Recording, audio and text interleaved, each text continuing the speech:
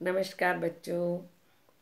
आज मैं आपके सामने श्री सोहनलाल द्विवेदी जी द्वारा रचित कविता हिम्मत करने वालों की हार नहीं होती की व्याख्या लेकर हाजिर हूँ।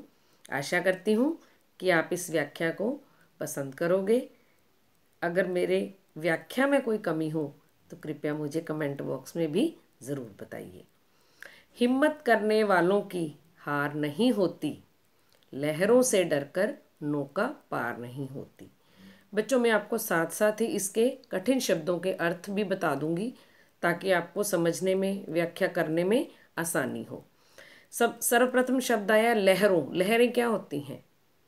समुद्र में जो पानी की तरंगे उठती हैं, ऊपर नीचे पानी उछलता है, बढ़ता है, उसको हम बोलते हैं लहर या तरंग। जब हम नैया, नैया क्या होती है? किश्ती, नौका, नाव में बैठकर एक जगह से दूसरी जगह जा रहे होते हैं, अचानक रास्ते में तूफान आ जाए तो क्या हम उसका सामना किए बिना वहीं रुककर अपनी नौका को पार लंघा सकते हैं? कभी नहीं। तो कवि का यही भाव है यहाँ। लहरें से डरकर, जब हमारे सामने ऊंची ऊंची लहरें हों, भाव कोई मुश्किल आ जाए कार्य करने में, तो हम डर कर बैठ जाएं तो हम कभी भी अपनी नौका को किनारे तक नहीं ले जा सकते। लेकिन अगर हम हिम्मत से, हौसले से आगे बढ़ते जाएं तो सदैव ही हमारी जीत होती है। नन्ही चींटी, नन्ही छोटी सी जो चींटी होती है, हमने पिछली कक्षा में पढ़कर आए हैं। चींटी कितनी छोटी है, कितनी निर्भय है, अपने श्रम में तन्मय है, छोटी इसकी काया है, यह भी प्रभु की माया है। देखो, प्रभु ने इस नन्ही चींटी को कितना छोटा सा, नन्हा सा बनाया है, लेकिन पेट को तो उसको भी दिया है भरने को। तो छोटी सी चींटी अपना और अपने परिवार का पेट भरने के लिए मुंह में दाना रखकर चलती है। पता नहीं उसका घर दीवार के कितने ऊपर है। चढ़ती दीवारों पर 100 बार फिसलती है। कोशिश करती है दीवार के ऊपर चढ़ने की, घर जाने की, लेकिन उसके पैर फिसल जाते हैं तो वो गिर पड़ती है।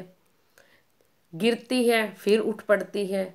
मन का ये विश्वास रगों में साहस भरता है। रग, रग क्या होती है? जैसे हमारे शरीर में ये छोटी छोटी नसें होती हैं जो हमारे खाए हुए भोजन का परिवर्तन करके खून में, लहू में उसको हमारे अंदर पहुंचाती हैं, हमें कार्य करने की शक्ति देती हैं। तो उसी प्रकार जो ये हमारा हौसला, विश्वास है ना, वो हमारे मन की खुराक है, मन के लिए आवश्यक है। मन का ये विश्वास उसकी रगों में साहस भर देता है कि तुम में अभी भी हिम्मत है, आगे बढ़ो, चढ़ो और घर पहुंचो। चढ़कर गिरना, गिरकर चढ़ना नहीं अखरता है। अखरना, विचलित होना, अपने पथ से डगमगा जाना। बार बार गिरकर, चढ़कर, गिरकर वो कभी भी घबराती नहीं है। आखिर उसकी मेहनत यूं बेकार नहीं होती, कोशिश करने वालों की हार नहीं होती। देखो, अंत भला होता है उसका। जितनी वो कोशिश कर चुकी होती है, गिरकर, चढ़कर, गिरकर, कभी ना कभी वो अपने घर पहुंच जाती है, अपना भी पेट भरती है, बच्चों का भी भरती है। डुबकियां सिंधु में गोताखोर लगाता है। गोताखोर जो समुद्र में डुबकियां लगाते हैं, कूदते हैं, कभी मछली पकड़ते हैं, कभी कुछ और प्राप्त करते हैं, जा जा कर खाली हाथ लौट कर आता है। वो कई बार डुबकी लगाता है, सुबह शाम लगाता है, दिन में कई कई बार लगाता है, लेकिन हर बार उसे कुछ ना कुछ प्राप्त नहीं होता। मिलते ना सहज ही मोती पानी में। उसकी कोशिश होती है कि जो समुद्र की गहराई में नीचे मोती हैं, अमूल्य कीमती मोती हैं, वो प्राप्त कर सके, लेकिन हर बार कुछ नहीं मिलता। कभी मछली हाथ आती है, कभी छोटी सीपी हाथ आती है। बढ़ता दूना उत्साह इसी हैरानी में। वो हैरान होता है कि आज ये हाथ में आ गया, कल वो हाथ में आ गया। अर्थात समुद्र में सिर्फ वो नहीं है जो वो प्राप्त करना चाहता है, और भी बहुत कुछ वहाँ पर पड़ा है।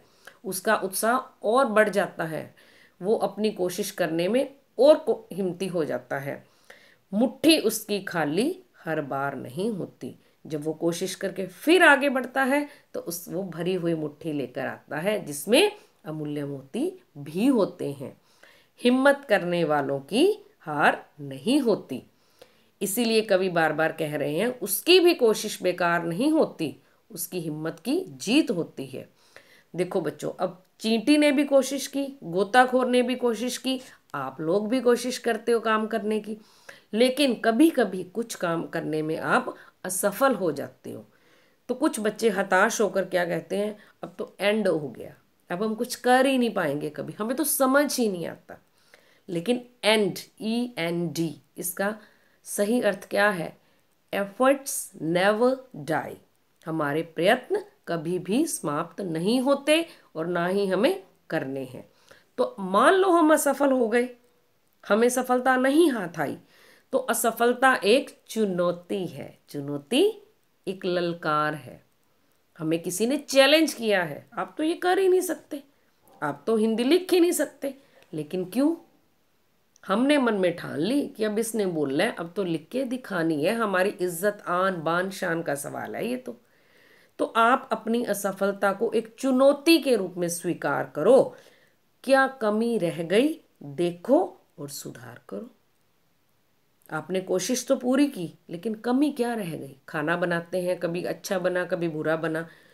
अगर तो अच्छा बना है तो वाहवाही मिलेगी, बुरा बना है तो सोचना पड़ता है कि इसमें मैंने क्या कमी छोड़ दी जिसके कारण ये सबको स्वादिष्ट नहीं लगा।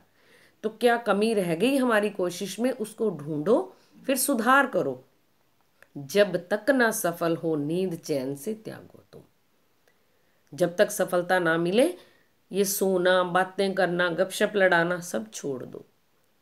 अपने काम के ऊपर कंसंट्रेट करो, ध्यान दो कि क्यों क्यों नहीं सफल हो पाई, मुझे सफल होना है। ईश्वर के आगे बैठकर संकल्प करो कि हे ईश्वर, मुझे हिम्मत दो सफल होने की। संघर्ष करो, मैदान छोड़ मत भागो तुम। अब जिस मैदान में खड़े हो संघर्ष करके आगे बढ़ो। अगर हम लड़ाई के मैदान में खड़े हैं तो हम भाग नहीं सकते दुश्मन को देखकर, वो तो पहले ही पराजय हो गई। तो हमें आगे बढ़ना है। कुछ किए बिना यूं ही जय जयकार नहीं होती। आप देखो, बचेंद्री पाल, कल्पना चावला, इंदिरा गांधी, आप कितनी ही औरतों के नाम देखोगे, लड़कियों के, जिनके दिल में जज्बा था, हौसला था, हिम्मत थी आगे बढ़ने की, तो आज उनका नाम हर जगह गूंजता है। उनकी जय जयकार ऐसे ही नहीं होती। तो आपने भी अपने नाम की जय जयकार करवानी है तो आपको भी कोशिश करके सफल होना ही पड़ेगा। कुछ किए बिना यूं ही जय जयकार नहीं होती। कोशिश करने वालों की हार नहीं होती, हिम्मत करने वालों की हार नहीं होती। आशा करती हूँ आपको कविता की व्याख्या जो सरल शब्दों में मैंने अपनी तरफ से कोशिश की पसंद आएगी। तो मेरी एक रिक्वेस्ट है, आपसे विनम्र प्रार्थना है, अगर आपको मेरी ये व्याख्या अच्छी लगे तो कृपया मेरे इस चैनल को शेयर करें, लाइक करें, सब्सक्राइब करें, ताकि मैं भी आपसे कुछ सीखकर, आपसी प्रेरणा पाकर आगे बढ़ने का प्रयास करती रहूं। अपनी हिम्मत को छोड़कर बैठ ना जाऊं, क्योंकि आप मेरे प्रेरणा स्रोत हैं। आपसे ही मैंने आगे बढ़ने की प्रेरणा सदैव ही लेनी है। हाँ, अगर कुछ कमी हो तो कृपया वो भी मुझे कमेंट बॉक्स में लिखकर अवश्य बताएं। धन्यवाद।